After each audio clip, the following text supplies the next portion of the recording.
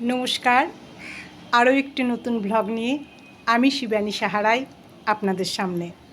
এখনকার সময় শুক্রবার সকাল 8টা। ইতি আজ আসতে অনেকটা দেরি করেছে। এই সময়ের মধ্যে আমাদের প্রায় প্রতিদিনই রান্না হয়ে যায়। যাই হোক, ও এসে কেটে কুটে রান্না বসিয়ে দিয়েছে। আজ যেহেতু নিরামিষ, তাই ডাল তো অবশ্যই করতে হবে। আমি একটু রেডি হয়ে নিচ্ছি, এক্ষুনি খেয়ে বেরোতে হবে। কোথায় যাচ্ছি সেটা গাড়িতে উঠে বলছি। আসলে স্নান পুজো করে সব কিছু গুছিয়ে নিয়ে বেরোতে একটু তাড়াহুড়ো হয়ে গেল। যেহেতু 8:30 স্টেটটা ধরবো, সেই জন্য সময় মতোই বেরোতে হবে। এখন খেয়ে একটু ঠাকুর প্রণাম করেই বেরিয়ে পড়ব।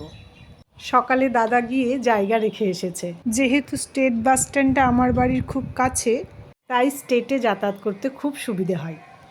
প্রায় ছুটতে ছুটতে এসে বাসটি ধরলাম।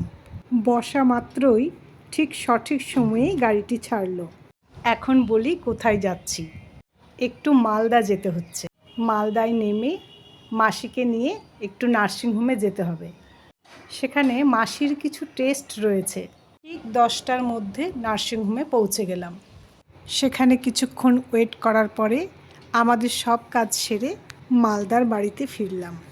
নার্সিংহোমে বসে থাকাকালীন ফেসবুকের কিছু কমেন্টের উত্তরও দিয়ে ফেললাম। মালদার বাড়িতে এসে দেখছি মাসি প্রতিবারের ন্যায় এত বাজার করে রেখেছে। সব শেষে একটু বিশ্রাম নিয়ে বিকেল 5টা নাগাদ আবার গাড়িতে উঠলাম। এবার বাড়ি ফেরার পালা। আজ এ পর্যন্ত। ভালো থাকবেন। আর ব্লগটা যদি ভালো লেগে থাকে তাহলে একটা লাইক, কমেন্ট ও শেয়ার করে দেবেন। আর যারা যারা ভিডিওটা দেখছেন তাদের সকলকে আমার ধন্যবাদ।